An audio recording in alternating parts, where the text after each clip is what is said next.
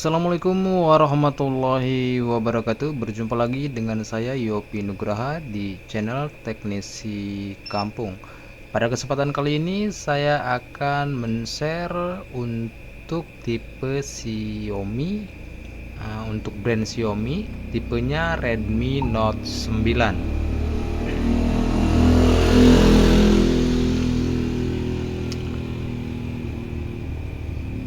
Mudah-mudahan skema yang saya share ini bisa membantu teman-teman dalam mengatasi kerusakan handphone pada Redmi Note 9. Langsung saja tanpa basa-basi kita menuju skema utama yang saya pakai, yaitu skema Borneo Schematic. Pada bagian pertama saya di sini akan membuka untuk nama komponen pada Redmi Note 9. Fungsinya ini untuk menentukan jika teman-teman nanti lupa titik pemasangan IC, karena kadang-kadang kita kalau lagi pasang IC main angkat-angkat saja ya, pas giliran mau pasang kita lupa titik IC-nya atau nama IC-nya. Jadi pertama yang akan saya buka di sini untuk IC RF. Ini kodenya PC 764362. Untuk persamaannya sendiri dia banyak ya, bisa di Redmi Note 5A, bisa Redmi 4A, Redmi banyaklah persamaannya ya. Meskipun kadang-kadang untuk IC PA ini sebenarnya lebih tepatnya untuk IC PA yang 4G ya, bukan yang 3G, lebih tepatnya seperti itu. Mungkin hanya penamaan saja. Tetapi untuk kasus-kasus handphone, apabila handphone ini mengalami kendala restart, biasanya memang kendalanya di IC RF ini ya. Untuk pergantiannya, kalau teman-teman mau mengganti, ini banyak yang sama ya, meskipun kode IC-nya itu berbeda. Ini letak titiknya ada di sebelah sini. Ini untuk IC PA ya. Untuk IC CPU dia letaknya di sini, titiknya ininya di sini, teman-teman bisa lihat. Untuk kodenya sendiri dia menggunakan CPU MT6769P. Nah, untuk internalnya, untuk MMC-nya di sini menggunakan internal 8ZA92 ya. Untuk MMC sendiri ini banyak yang support ya. Biasanya kita mencari yang supportnya itu di UP box seperti itu. Untuk IC lampu di sini kodenya LM3697. Untuk letak IC titiknya di sebelah sini, teman-teman bisa lihat. Nah, ini untuk IC charger, switch charger, untuk kodenya SMB1351, titiknya di sini. Teman-teman bisa perhatikan ya, tanpa saya berbicara pun teman-teman sudah bisa lihat di mana letak titiknya. Untuk bagian atasnya di sini ada IC WiFi dengan kodenya MT6631IN. Untuk IC power dia menggunakan MT6358W. Letaknya di sini. Untuk IC RF, nah untuk IC RF di sini dia menggunakan MT6177W ya. Untuk IC PA2G-nya dia menggunakan PCJ 791653. Teman-teman bisa lihat sendiri ya untuk letak titik dan nama IC-nya. Oke, kita bergeser ke sebelah sini. Nah, di sini ada IC audio speaker ya. Ini letaknya di sini. Untuk kode IC-nya CS35L41B ya. Nah, ini untuk IC SPK amplifier ya. Oke, lanjut kita masuk ke bagian CPU pol. Jadi kalau teman-teman pengen mengetahui tegangan CPU pol, di sini ada. Nah, di sini ya. Kapasitor di sini 1,8. Untuk kapasitor di sini 1,2. Ini 1,8, ini 1,1 volt. Nah, ini untuk tegangan CPU-nya di sini biasanya kalau kita menggunakan pengukuran dengan mode buzzer ya, di sini akan terindikasi short. Sebenarnya bukan short ya, tetapi memang hambatannya kecil karena ini kapasitor di sini itu masuk pada area CPU, makanya dinamakan di sini untuk penamaannya CPU voltase ya. Oke, kita lanjut untuk in out voltasenya. Nah, in out voltase ini biasanya digunakan seperti yang saya ucapkan sebelumnya di skema-skema lain. In out voltase ini digunakan biasanya yang saya gunakan ketika saya mau menemukan titik short ya, ketika saya tidak bisa mengindikasi area short di sebelah mana. Jadi biasanya saya menggunakan in out voltase di sini melakukan pengukuran secara pasif pada bagian kapasitor di titik-titik in out voltase di sini ya. Jadi teman-teman bisa saya zoom. Nah, kapasitor di sini silahkan teman-teman ukur, di sini ukur, di sini ukur, di sini ukur, di sini ukur ya. Di sini ada penamaannya untuk jalur pibat, PPH power, untuk pibas di sini. Lanjut untuk ke sebelah sininya, ini di sini ya. Silahkan teman-teman nanti ukur menggunakan secara pasif. Kalau menemukan handphone yang mati total dengan indikasi short, tetapi shortnya susah dideteksi, silakan teman-teman ukur pada kapasitor untuk in out voltase ini ya. Nah, ini bagiannya di sini ada ini ya. Saya perlambat, silakan. Oke, lanjut kita masuk ke bagian lampu. Di sini LCD light ini apabila teman-teman mengalami kendala kerusakan pada lampu LCD. Misalkan lampu LCD padam atau misalkan redup, tetapi gambar masih ada. Setelah dilakukan penggantian pada LCD misalkan masih sama, tidak ada indikasi selesai permasalahannya, maka teman-teman silahkan cek pada bagian jalur lampu di sini. Untuk jalur lampu di sini ada 4 jalur. Ada LED plus. Ini LED plus ini sama halnya seperti LED A ya, LED 1, LED min 2. Yang di sini CABC LED ya, PMWM. Ya, untuk penamaan setiap handphone memang berbeda-beda, tapi pada dasarnya ini hampir sama. 4 jalur di sini silahkan perhatikan apakah ada resistor yang putus, apakah ada kapasitor yang short. Nah, untuk jalur di sini ini masuknya dia ke IC lampu. Jadi IC lampunya dia di sebelah sini ya. Jadi silahkan teman-teman ukur apakah jalur putus.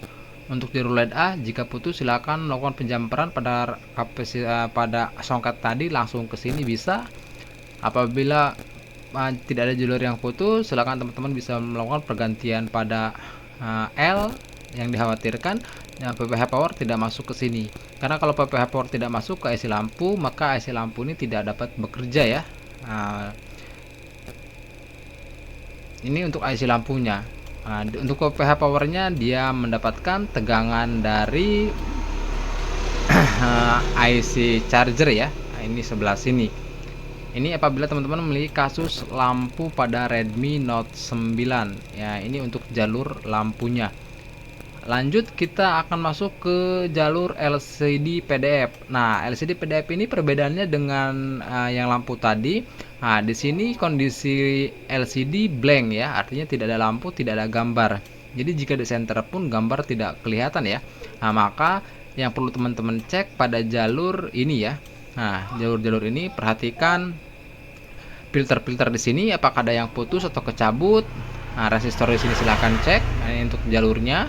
Nah, untuk jalur yang di sini, jalur-jalur di sini ini masuk. Coba kita cek untuk yang di bawah sini ya. Yang ini yang masuk ke sini, yang LCM, LCM 2N, 3P, 3N, ini biasa masuk ke CPU ya. Nah, dia masuk ke bagian CPU di sini ya untuk jalur itu. Nah, sedangkan untuk jalur LCD PCN PSP-nya dia masuk ke IC display. Jadi kebetulan IC display-nya berada tepat di atas songket LCD. Ini untuk IC display-nya ya. Jadi silakan teman-teman ukur apakah jalur PCN ini ada yang putus atau tidak. Nah, L di sini silakan teman-teman ukur apakah ini putus atau tidak.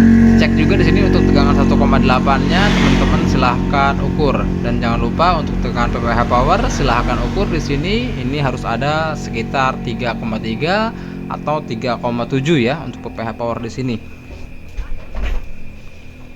Ini untuk jalur display apabila teman-teman memiliki kendala pada handphone Redmi Note 9 dengan keluhan gambar tidak ada. Oke, lanjut kita masuk ke bagian mic, speaker, dan earphone ya. Nah, untuk jalur mikrofon sendiri, untuk jalur speaker ya, coba kita akan lihat.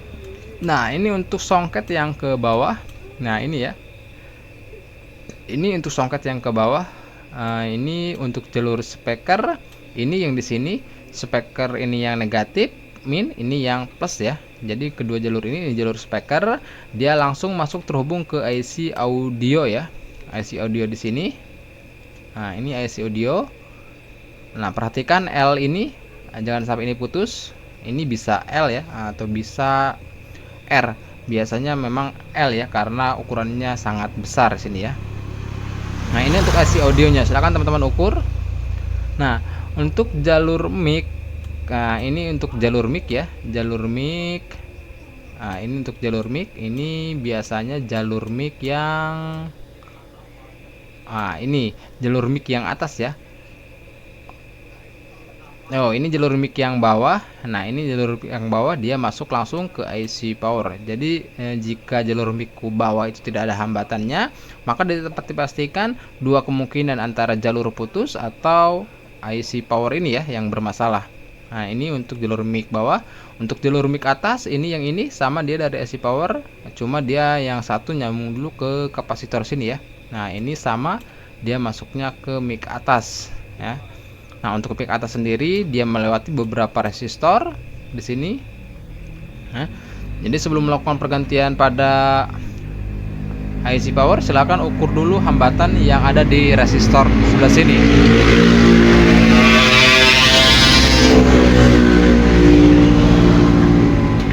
Jika hambatannya ada, maka dapat dipastikan yang bermasalah itu pada bagian mic atas ya, seperti itu. Sedangkan untuk jalur earphone, jalur earphone ini dia ada di bagian sebentar. Nah, ini untuk jalur earphone ya, untuk jalur speaker atas yang ke telinga. Nah, ini ada dua jalur ini. Ini masuknya dia langsung ke IC power ya. Tetapi sebelum melewati IC power, dia hinggap dulu di resistor di sini. Jadi jangan sampai R di sini putus. Kalau di sini putus, otomatis hambatan tidak akan ada di bagian pin earphone yang di atas ya, seperti itu. Jadi ini untuk jalur mic, speaker, sama earphone. Oke, kita lanjut ke bagian jaringan. Untuk bagian jaringan di sini ya, teman-teman bisa lihat. Nah, ini untuk IC, bisa dibilang ini untuk IC baseband ya, atau IC PA. Nah, ini tegangannya di kapasitor ini 1,8, 1,2, 1,8. Jadi teman-teman silakan ukur menggunakan pengukuran secara aktif. Nah, berapa volt untuk area sini. Nah, ini wajib harus ada ya, sesuai skema ini ya, 1,8, 1,2, 1,8-nya. Jadi teman-teman jika menemukan kasus handphone yang misalkan basebandnya hilang, ada kemungkinan bisa dari IC baseband di sini ya, IC PA di sini. Nah, untuk kasus permasalahan pada jaringan 2G yang tidak bisa cek pulsa, bisa terjadi kerusakan pada IC PA karena secara matematis skema ini IC ini untuk IC 2G-nya ya. Silakan ukur tegangan pibet di sini, ini harus ada. Kalau misalkan tegangan pibet tidak ada, silakan teman-teman jumper bebas dari kapasitor mana saja yang memang satu jalur dengan tegangan pibet. Yang biasanya pengukurannya itu sekitar ada yang 3,3 ya. 3,3, 3,5 seperti itu. Itu masih batas toleransi. Untuk jalur antenanya dia ke sini. Untuk jalur antena pastikan jangan sampai ada yang putus L di sini karena ini sangat penting. Kalau ini putus biasanya sinyal sangat lemah atau mungkin bahkan bisa hilang, atau mungkin bisa jaringan ada tapi tidak bisa cek pulsa. Itu bisa terjadi kerusakan putus pada jalur antena. Nah, untuk IC 4G-nya ini dia ada di sini. Ini untuk IC RF. Nah, khusus untuk tipe ini khusus untuk tipe Redmi Note 9 itu banyak kasus terjadi kerusakan handphone yang restart ya, atau Mi mati. Itu kerusakan pada IC RF di sini ya. Biasanya tegangan PMU 1,8 di sini ini biasanya short. Jika di sini terjadi short, maka silakan teman-teman buang kapasitor. Apabila masih short, berarti kerusakan ada pada bagian IC RF di sini ya. Silakan teman-teman melakukan rebal atau melakukan pergantian pada IC RF di sini ya. Jadi jangan sampai untuk area di sini ini short, karena kalau ini short biasanya menyebabkan handphone menjadi restart ya. Untuk khusus di kasus Redmi Note 9 banyak kasus yang seperti itu untuk area sini. Oke, lanjut kita ke bagian jalur on off. Nah, jalur on off ini meskipun jalurnya kecil, tapi ini sangat penting. Karena kalau jalur on off ini bermasalah, otomatis handphone tidak bisa dihidupkan ya. Jadi ini untuk jalur on off-nya. Ini untuk jalur power key ini yang warna merah dia di sini. Untuk jalur volume down ini yang warna biru ya, ini down ada di sini. Untuk up yang atas itu di sini ya. Nah, jadi kalau misalkan teman-teman di sininya putus, silakan jumper langsung pada bagian sini itu bisa, atau misalkan terkendala pada bagian resistor di sini yang putus sehingga hambatan di sini pada kosong semua. Silakan sesuaikan saja dengan jalurnya ya. Nah, ketiga jalur ini itu langsung masuk dari IC power ya, dari sini untuk power key, sama jalur volume bawah langsung dari power. Sedangkan untuk jalur volume down, volume bawah dia ke CPU, untuk volume atas dia ke IC power ya, seperti itu. Jadi kalau ada kerusakan volume atas tidak jalan, berarti dia masuk ke IC power. Sedangkan untuk jalur volume bawah jika tidak jalan, dia langsung masuk ke CPU. Tapi sebelum masuk kedua IC ini, alangkah lebih baiknya kita cek pada resistor yang di sini ya. Bisa saja ini hilang atau putus akibat benturan atau kena air. Oke, lanjut kita ke bagian papan pengecasan. Untuk Redmi Note 9 di sini menggunakan port ini tipe C. Seperti yang saya bilang sebelumnya. Untuk tipe C di sini untuk jalur PBus dia 2 pin, untuk jalur USB DM sama-sama 2 pin. Itu dikarenakan tipe C pada dasarnya prinsip kerjanya atas bawah dia bisa charger. Kalau misalkan di sini cuma satu, yang satunya putus, bisa dicas cuma tidak bisa pulang pergi ya. Jadi tipe C di sini dia memiliki masing-masing 2 pin dikarenakan pengecasannya bisa pulang pergi atas main, dia bisa melakukan pengecasan. Untuk jalur mic-nya dia di sini, dia masuk ke soket fleksibel di sini ya. Ini untuk speakernya dia masuk di sini jalur headset ya. Oke, lanjut kita masuk ke bagian layar sentuh. Jadi kalau teman-teman memiliki kasus handphone yang tidak bisa disentuh pada Redmi Note 9 meskipun sudah dilakukan penggantian LCD, silakan cek pada jalur di sini. Pastikan resistor di sini tidak putus, kapasitor ini tidak short. Apabila di sini jalur sudah aman semua, misalkan tidak ada yang normal ya, tidak ada yang putus, berarti dapat dipastikan kerusakan ada pada CPU, karena memang untuk jalur touchscreen dia masuk dari CPU. Dan jangan lupa juga untuk tegangan 1,8 nya silahkan dicek di kapasitor di sini, ini masuk dari IC power.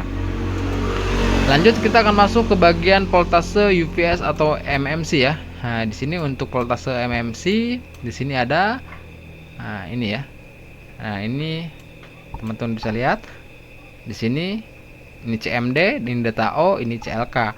Nah, ini biasanya digunakan kalau kita mau melakukan direct ya, atau direct IC MMC. Jadi kalau kita menemukan kasus handphone yang bootloop misalkan atau matot, misalkan kasus ada di MMC, jika teman-teman tidak mau melakukan pengangkatan MMC, teman-teman bisa melakukan penjamperan ke soket ini ya, dihubungkan ke MMC. Ini untuk CMD, ini untuk CLK, ini untuk data O, dan satu lagi nanti menggunakan ground ya. Nah, di sini untuk tegangan PMU 1,8 kapasitor ini, untuk di sini ada PMU juga sama ya. Oke, lanjut kita masuk ke jalur bagian WiFi, Bluetooth sama GPS ya. Nah, untuk IC WiFi dia ada di sini, di atas di sini. Silakan tanpa saya berbicara teman-teman bisa lihat. Silakan samakan tegangannya 1,8 nya, 2,8 nya. Silakan perhatikan tarikan jalur di sini. Ini jangan sampai ada yang putus. Ini untuk jalur antena WiFi. Ya. Ini pun sama, perhatikan jangan sampai ini putus, karena kalau putus biasanya WiFi menjadi lemah ya, seperti itu. Silakan.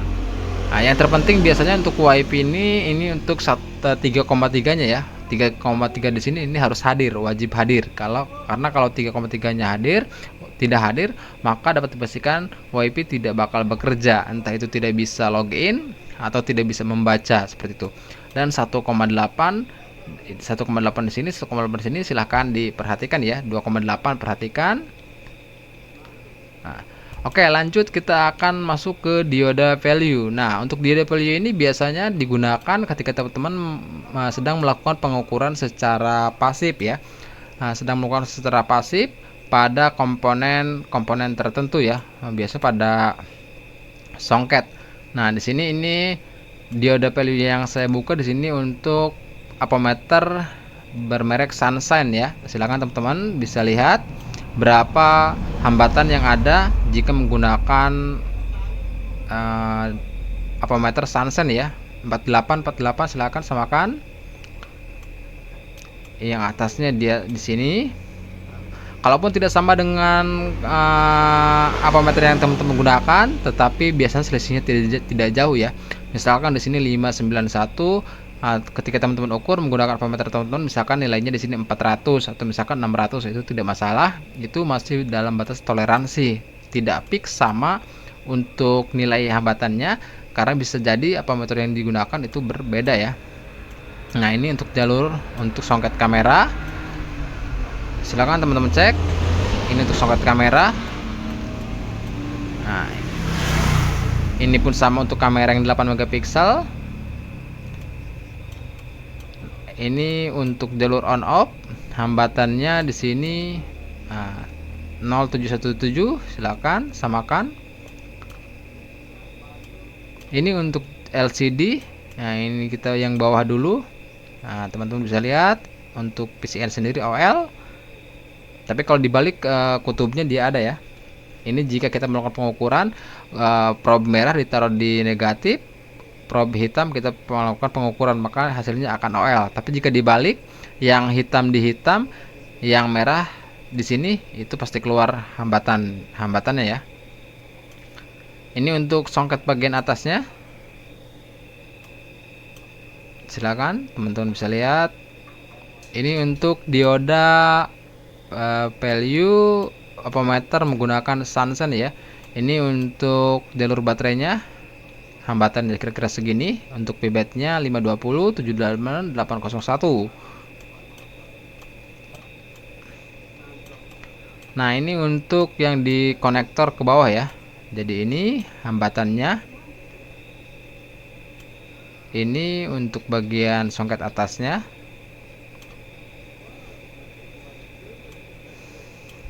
Jelas ya. Jadi meskipun saya cepat dalam penyampaiannya, tapi insya Allah teman-teman bisa memahaminya ya, karena sudah saya zoom, sudah saya perjelas untuk supaya teman-teman bisa melihat secara jelas ya. Jadi mungkin itu saja yang bisa saya bagikan, kurang dan lebihnya mohon maaf. Tidak ada maksud untuk menggurui, hanya untuk share, berbagi saja. Untuk teman-teman yang membutuhkan skema Redmi Note 9 ini ya. Akhir kata, sekian dan terima kasih. Salam dari saya Yopi Nugraha di channel Teknisi Kampung. Sekian dan terima kasih. Wassalamualaikum warahmatullahi wabarakatuh.